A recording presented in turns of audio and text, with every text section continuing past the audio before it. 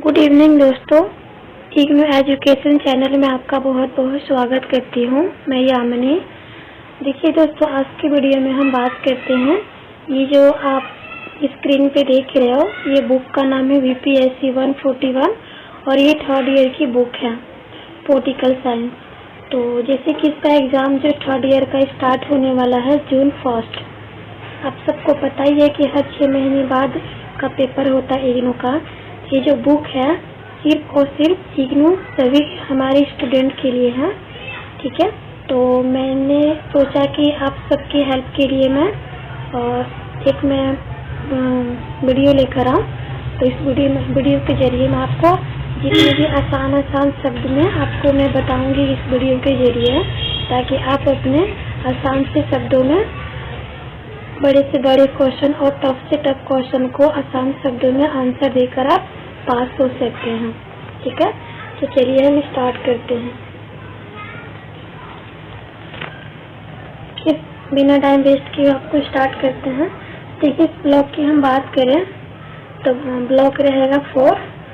ये पूरे किताब को जो है बुक को 4 पार्ट में डिवाइड किया गया है और ये पूरे ब्लॉक में जो चैप्टर रहेगा, चैप्टर है टोटल 14 चैप्टर है। आज की हम वीडियो में लेंगे ब्लॉक 1 के चैप्टर नंबर 1। तो देखिए चैप्टर हम 1 लेंगे, गांधी और जीवन काल। गांधी जी का जीवन काल कैसा था, चलिए स्टार्ट करते हैं। आइए तो स्टार्ट करते हैं।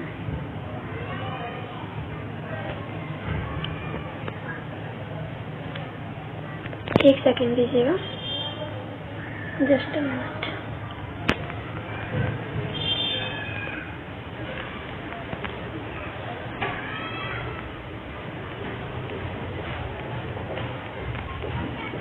एक यूनिट करके इस वीडियो में आपको हर रोज एक यूनिट लेकर आऊंगी और आपका पूरा चैप्टर में क्लोज करवा दूंगी। इम्पोर्टेंट ओनली मैं क्वेश्चन बताऊंगी, क्योंकि मेरे को नॉलेज है इग्नू का, मैंने भी अपना BA करा हुआ। तो जितना भी वेरी इम्पोर्टेंट रहेंगे क्वेश्चन आंसर मैं आपको बताऊंगी। आप खुद से भी पढ़ लीजिएगा, अगर मैं सिर्फ आपको इम्पोर्टेंट क्वेश्चन पे टिक मार्क लगा दूंगी तो, ठीक है। चलिए स्टार्ट करते हैं। गांधी जी का बचपन कैसा था, गांधी जी का जीवन काल कैसा था, तो हम इस वीडियो में लेंगे। देखिए, जैसे कि गांधी जी का बचपन कैसा था और दक्षिण अफ्रीका में इनका संघर्ष क्या था, भारत में संघर्ष क्या रहा।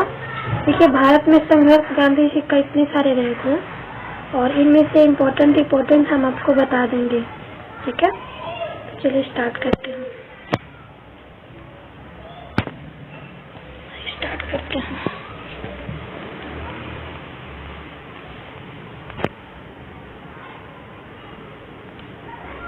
चलते गांधी जी का बचपन देख लेते हैं।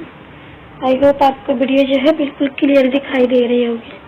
मेरे पास तो क्लियर आ रही है। अगर आपके फ़ोन में क्लियर ना आए तो वीडियो पर क्लिक करेंगे, सेटिंग में जाके वहाँ पे क्वालिटी का ऑप्शन आएगा, एडवांस करके 240 या तो 360 पे रख लीजिएगा, वीडियो आपको बिल्कुल क्लियर दिखाई देगी। तो देखिए, गांधी जी का बचपन हम देख लेते हैं। तो देखिए, गांधी जी का पूरा जो नाम था मोहनदास करमचंद गांधी जी का जो जन्म जो है 2 अक्टूबर 1869 को पोरबंदर गुजरात के काठियावाड़ के तट पर हुआ था। उनके माता पिता उनको पिता का जो नाम था करमचंद्र गांधी और उनके माता का जो नाम था पुतलीबाई। और गांधी जाति के व्यापार बनिया थे, जो ट्रेडिंग वगैरह करते हैं, व्यापार वगैरह करते हैं, ये थे। इनका जाति ये था बनिया। पर ये महत्वपूर्ण जाति जैसे कि राजनीतिक पदों पर पहुंच गए थे। मोहनदास के पिता पोरबंदर के मुख्य प्रशासक और पोरबंदर के न्यायालय के सदस्य थे और उनके दादा समीपवर्ती छोटे राज्य जूनागढ़ के थे। गांधी विभिन्न धार्मिक वातावरण में पले बड़े थे। उनके माता पिता मुख्य रूप से वैष्णव हिंदू थे। उनकी माँ प्रणामी संप्रदायिकता के थे, जो हिंदू और मुस्लिम धार्मिक मान्यताओं का मेल थी। उन्होंने वैष्णवों की पवित्र पुस्तकें और कुरान को सम्मान दिया था और धार्मिक सद्भाव का प्रचार भी किया था। उनके जीवन भर किए गए धार्मिक व्रत में उनके बेटे पर एक अमिट छाप छोड़ दी थी। अब देखिए, उनके पिता के दोस्तों में कई जैन शामिल थे जिन्होंने अहिंसा और आत्म अनुशासन के जैसे कि सत्य सिद्धांत की शिक्षा दी। गांधी को ईसाई मिशनरियों से भी अवगत करवाया गया था, लेकिन उनके बचपन में ईसाई धर्म की महत्वपूर्ण जैसे कि उपस्थिति नहीं थी। बहुत से हिंदुओं की तरह उन्होंने भी कई तरह की धार्मिक मान्यताओं को स्वीकार किया था, लेकिन ना तो उन्हें अपने या किसी दूसरे धार्मिक परंपरा का कोई गहरा ज्ञान नहीं था। गांधी एक शर्मीले और औसत दर्जे के छात्र थे और अपनी स्कूली शिक्षा के दौरान उनका प्रदर्शन औसत ही रहा। उनकी शादी कस्तूरबाई से हुई थी जब ये दोनों 13 साल के थे। गांधी के जीवन में घटनाएं मतलब की आई थी, जिनके परिणाम स्वरूप 2 अपरिक्त मन पति और पत्नी की व्यवस्थित भूमिकाओं में बसने की कोशिश कर रहे थे, उन्होंने बाल विवाह का विरोध बना दिया। मोहनदास के बचपन में शुरुआती के जितने भी साल थे पोरबंदर में बिताए हुए थे। वो अपनी उम्र में अपने शरारती बच्चों जैसे ही कि नॉर्मल बच्चों की तरह शरारती हुआ करते थे। शिक्षकों के पीठ पीछे उनका नाम रखा करते थे। उन्होंने स्कूल का आनंद लिया, लेकिन उनके लिए पहाड़ा याद करना आसान नहीं था, बहुत ही ज्यादा कठिन था। मोहनदास या मुनि जैसे उनकी माँ बुलाया करती थी, जैसे कि उनकी माँ थी। उनकी माँ जो है गांधी जी को प्यार दुलार से मोनिया कह के बुलाया करती थी। जब उनकी उम्र 7 साल की थी, उनके पिता राजकोट कोर्ट के सदस्य बन गए थे, इसलिए उनके माता पिता पोरबंदर से राजकोट चले गए थे। इधर मोहनदास को प्राथमिक विद्यालय में भर्ती भी करवा दिया गया था। तो ये थे गांधी जी का बचपन। और देखिए उनके जो है, एक सेकंड दीजिएगा। देखिए, उन्हें देर से स्कूल पहुंचना पसंद नहीं था और स्कूल बंद होने के तुरंत बाद उन्हें घर जाना पसंद किया करते थे। ठीक है, तो ये सारा था उनका बचपन। आगे देख लेते हैं। इंग्लैंड में बिताए हुए वर्ष, ये इम्पोर्टेंट नहीं है। आगे देख लेते हैं। दक्षिण अफ्रीका में संघर्ष। देखिए, जब गांधी मुंबई पहुंचे तो उन्हें पता चला कि उनकी मां की मृत्यु हो चुकी है। विदेशी भूमि में उन्हें इस सदमे से दूर रखने के लिए यह खबर जानबूझकर उन्हें नहीं दी गई थी, यानी कि गांधी जी से छुपाया गया था कि उनकी मां की मृत्यु हो गई है। तो राजकोट में कुछ समय बिताने के बाद उन्होंने अपने छोटे बेटे और अपने भाई के बच्चों की शिक्षा का भार भी संभाला था। उन्होंने बॉम्बे में वकालत करने का फैसला भी किया और कुछ महीने के लिए बॉम्बे में रहे भी थे, जहां उन्हें एक छोटा केस मिला था। लेकिन जब वो अदालत में बहस करने के लिए उठे तो वो घबराहट के मारे एक शब्द भी नहीं बोल पाए थे। तो ये था इनका संघर्ष स्टार्टिंग हो। जैसे कि हमारी भी लाइफ में नॉर्मल ऐसी होती रहती है कि फर्स्ट टाइम ऐसा होता है, कोई भी चीज के लिए हम हिचकिचाते हैं, डर के मारे चुप हो जाते हैं, हमारी आवाज नहीं खुलती है। तो ये था इनका पहला पड़ाव। तो देखिए, मुंबई में खुद को स्थापित करने में विफल हुए, मतलब असफल हो गए। रहने के बाद भी गांधी राजकोट लौट आए थे और उन्होंने फिर से वहाँ वकालत शुरू की।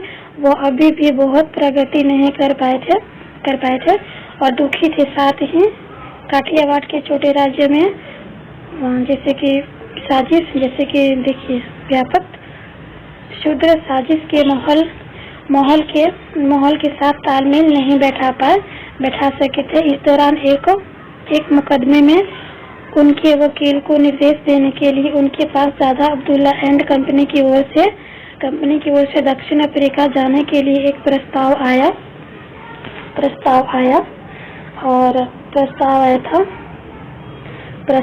देखिए। और गांधी के अनुसार यह एक ईश्वर प्रदत्त अवसर था और गांधी ने इस अवसर को फायदा भी उठाया और अप्रैल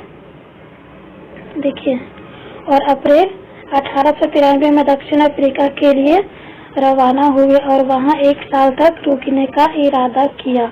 लेकिन 21 साल तक रहे। देखिए गांधी जी ने वहाँ पे 1 साल रहने के लिए इरादा किया था, लेकिन 1 साल की बजाय वो 21 साल तक वहाँ पे रह लिए। ठीक है, तो ऐसा था उनकी कहानी। और ये दक्षिण अफ्रीका था जहाँ एक शर्मिला डरपोक अनुभवहीन वकील उन ताकतों से जैसे कि भीड़ गया था जिसने उसे अपने छिपे हुए नैतिक संसाधनों में बदल दिया। तो ये था गांधी जी का बचपन की कहानी और संघर्ष जितना भी उन्होंने किया हुआ था। देखिए दुर्भाग्य को जैसे कि रचनात्मक आध्यात्मिक अनुभवों को बदल दिया। तो ये था उनका पहला कहानी। आगे देखते हैं।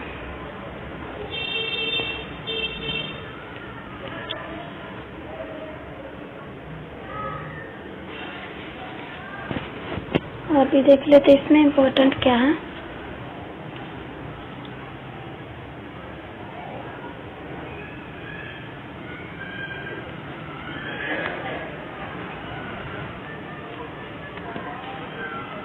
और इसमें देख लेते इम्पोर्टेंट क्या है। हाँ देखिए अब आता है इनका ऑप्शन भारत में संघर्ष। तो भारत में संघर्ष हम देख लेते हैं। देखिए भारत में संघर्ष अप्रैल 1893 में गांधी दक्षिण अफ्रीका भाग्य की तलाश में एक युवा और अनुभवहीन बैरिस्टर के रूप में रवाना हुए थे। जनवरी 1915 में वो आखिरकार बिना किसी संपत्ति और केवल एक महत्वाकांक्षा और उद्देश्य के साथ भारत लौट आए थे। और वह जो है अपने लोगों की सेवा करना चाहते थे, मतलब कि सेवा मेरे को करना है, मैं करना चाहता हूँ। वो भारत उसके लोगों या उनकी समस्याओं को अच्छी तरह से जानते भी नहीं थे। इसीलिए उन्होंने अपने राजनीतिक गुरु गोखले से वादा किया कि वो भारत में 1 साल देश के बारे में अध्ययन करेंगे और बिताएंगे वहीं पे। अपने कान जो खुले रखेंगे और मुंह जो है बंद रखेंगे। तो आगे देख लेते हैं। 1 साल भारत में घूमने के बाद गांधी अहमदाबाद के बाहरी इलाकों में साबरमती नदी के किनारे रहने लगे थे, जहां उन्होंने मई 1915 में एक आश्रम की स्थापना भी की थी और उन्होंने इसे सत्याग्रह आश्रम का नाम दे दिया था। तो ये था इनका कहानी। अब देखिए प्रथम विश्व युद्ध के बाद खिलाफत आंदोलन भी थोड़ा मैं आपको बता देती हूँ। देखिए गांधी प्रथम विश्व युद्ध में लड़ाई के दौरान अंग्रेजों का समर्थन करने के लिए सहमत हो गए थे, लेकिन भारत को स्वतंत्रता देने के अपने वादे को पूरा करने में अंग्रेज असफल रहे थे और इसके जो है परिणाम स्वरूप खिलाफत आंदोलन चलाया गया था। गांधी ने महसूस किया कि हिंदुओं और मुस्लिमों को अंग्रेजों से लड़ने के लिए एकजुट होना चाहिए और होना जरूरी है, ऐसा उनका कहना था, सोचते थे। तो दोनों समुदायों से एकजुटता और एकता दिखाने का आग्रह किया और उनके उद्देश्य पर कई हिंदू नेताओं ने सवाल उठाए थे। कई नेताओं ने विरोध के बावजूद गांधी मुसलमानों का समर्थन जुटाने में कामयाबी रहे थे, लेकिन जैसे ही खिलाफत आंदोलन अचानक समाप्त हुआ उनके सभी प्रयास बर्बाद हो गए। तो ये था खिलाफत आंदोलन, कर लीजिएगा। अब देखिए असहयोग आंदोलन थोड़ा दिया गया है, तो इसको समझ लेंगे तो आप अपनी भाषा में इसको 3-4 पेज में लिख सकते हैं। अगर आप टिप्पणी में आता 10 नंबर का तो आप 3 या 2.5 पेज में लिख दीजिएगा, बहुत आसानी से आपको नंबर मिल जाएगा।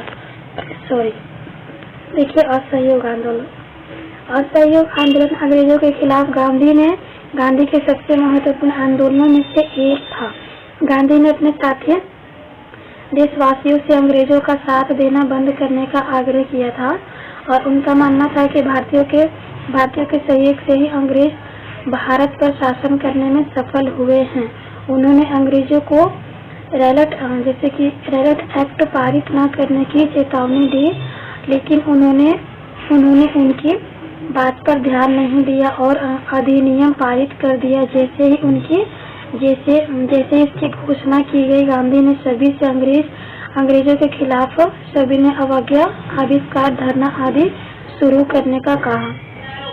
करने को कहा। अंग्रेजों ने बलपूर्वक सविनय अवज्ञा आंदोलन को दबाना शुरू कर दिया था अंग्रेजों ने, और उन्होंने लोगों से एकता, अहिंसा और मानव जीवन के प्रति सम्मान दिखाने का आग्रह किया। लेकिन अंग्रेजों ने इस पर आक्रमण प्रतिक्रिया व्यक्त की और कई जैसे कि प्रदर्शनकारियों को गिरफ्तार भी कर लिया गया था। 13 अप्रैल 1919 को एक ब्रिटिश अधिकारी जनरल डायर ने अमृतसर में जलियांवाला बाग में अपनी सेना को महिलाओं और बच्चों सहित एक शांतिपूर्ण सभा में गोली चलाने का आदेश भी दे दिया था। इसके परिणाम स्वरूप सैकड़ों निर्दोष हिंदू और सिख नागरिक मारे गए थे। इस घटना को जलियांवाला बाग जैसे कि नरसंहार के नाम से भी जाना जाता है। इसका दूसरा नाम है जलियांवाला बाग, नरसंहार के नाम से भी जाना जाता है। निर्दोषों के इस जैसे कि कार्यपूर्णतः नरसंहार के बाद पंजाब में मार्शल लॉ की घोषणा के साथ ही सामूहिक गिरफ्तारी, डंडा से पीटने जैसे अमानवीय आदेश दिए गए थे। इन दिनों की घटनाओं को सर वेलेंटाइन चिरोल ने ब्रिटिश भारत में इतिहास में काला दिन कहा है, जो भारतीय संघर्ष में इतिहास में एक महत्वपूर्ण मोड़ था। ब्रिटिश की नैतिक प्रतिष्ठा को एक घातक झटका लगा था। इसके बाद गांधी भारतीय राजनीतिक में युद्ध के मैदान से दूर नहीं रह सके। तो ये सारा था। असहयोग की अवधारणा बहुत लोकप्रिय हो गई और पूरे भारत में तेजी से फैलने लगी। गांधी ने इस आंदोलन को आगे बढ़ाया और राजस्व स्वतंत्रता पर ध्यान केंद्रित किया। उन्होंने लोगों से ब्रिटिश वस्तुओं का उपयोग बंद करने का आग्रह किया। उन्होंने लोगों को सरकारी योजना से जैसे कि इस्तीफा देने, ब्रिटिश संस्थानों में पढ़ाई छोड़ने और अदालतों में कानून का अभ्यास बंद करने को भी कहा था।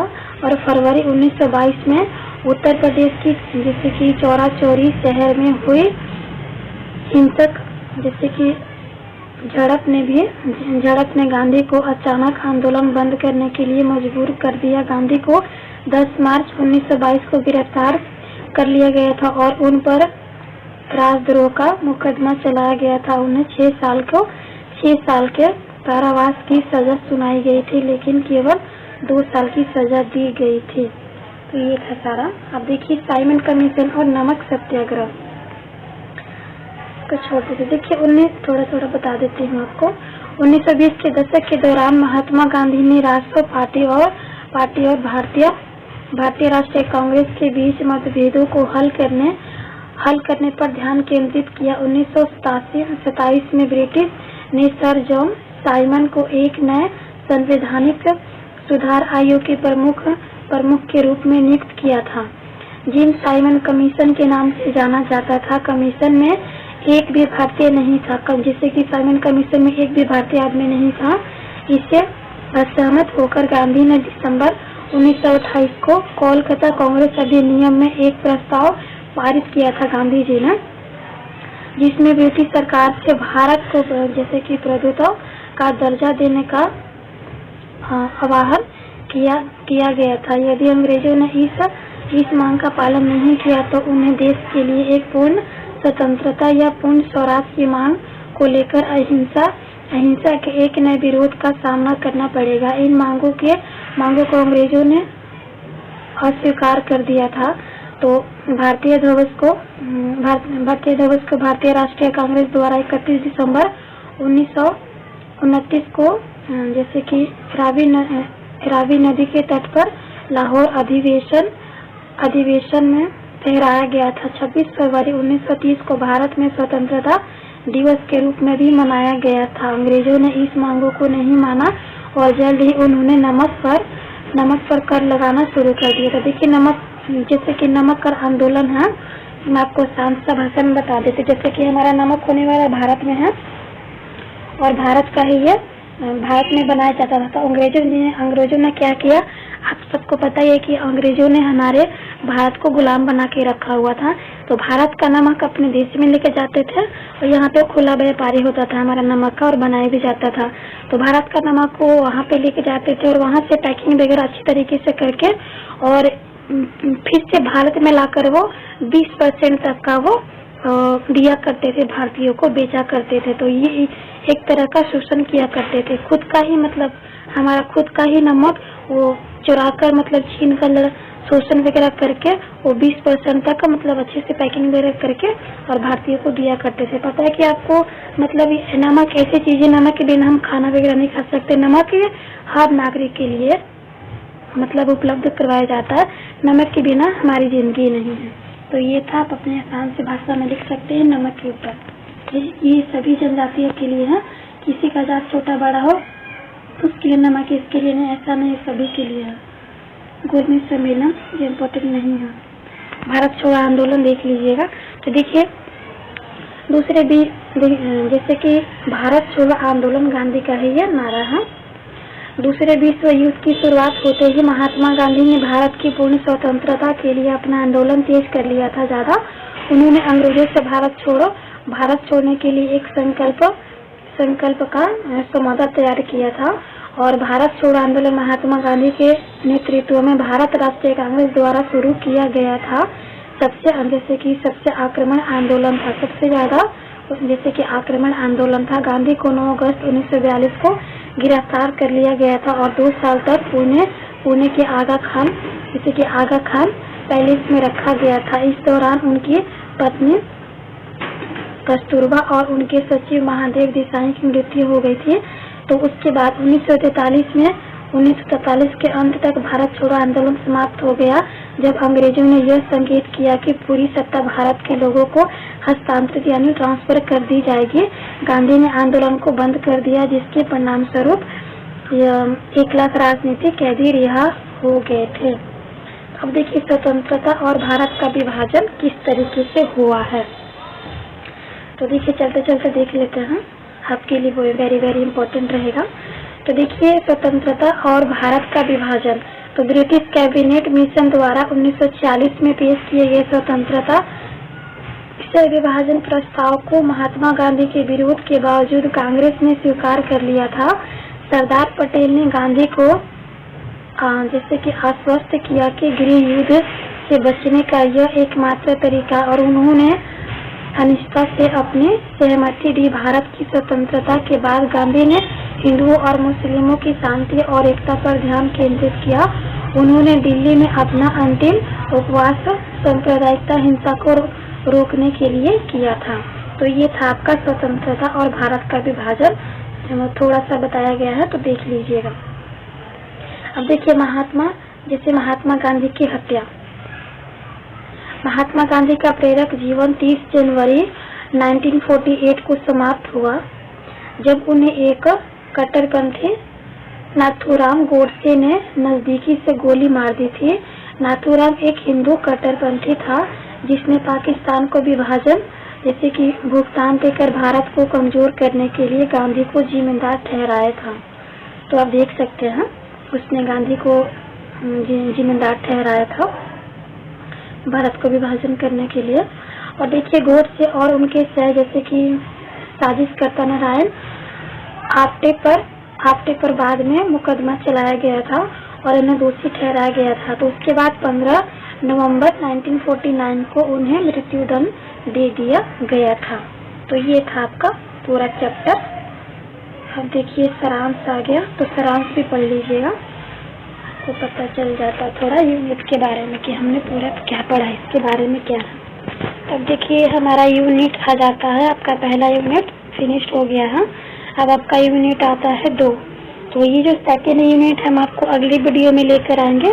बाकी के जितने भी यूनिट हैं आपको बहुत ही आसान शब्दों में हम आपको बता देंगे, आपकी सहायता के लिए बहुत ही इजी रहेगा। आप अपने भाषा में लिख सकते हैं और अच्छे नंबर से पास हो सकते हैं, ठीक है। तो चलिए आज की वीडियो में इतना है। अगर आप हमारे वीडियो पे नए हैं, चैनल पे नए हैं, तो चैनल को लाइक करके सब्सक्राइब कर लीजिए और बेल आइकन को प्रेस कर लीजिए ताकि मैं जैसे ही वीडियो पोस्ट करूं आपको वीडियो को नोटिफिकेशन तुरंत मिल जाए। और ये आपको अभी देखिए आज है अप्रैल 5, तो ये अप्रैल से लेकर जितने भी हमारा ये 3rd ईयर का चैप्टर है मैं आपको कंप्लीट करवा दूंगी आप सभी को। तो आप अच्छे से वीडियो वॉच कीजिए और ध्यानपूर्वक सुनिए और अच्छे से नंबर लाइए, ठीक है। तो चलिए आज की वीडियो में इतना ही। वीडियो को ज़्यादा से ज़्यादा अपने दोस्तों के साथ ज़रूर शेयर कीजिएगा ताकि वो भी अपने अच्छे से नंबर मार्क्स ला सके, ठीक है। तो चलिए बाय बाय, टेक केयर, ध्यान रखिए।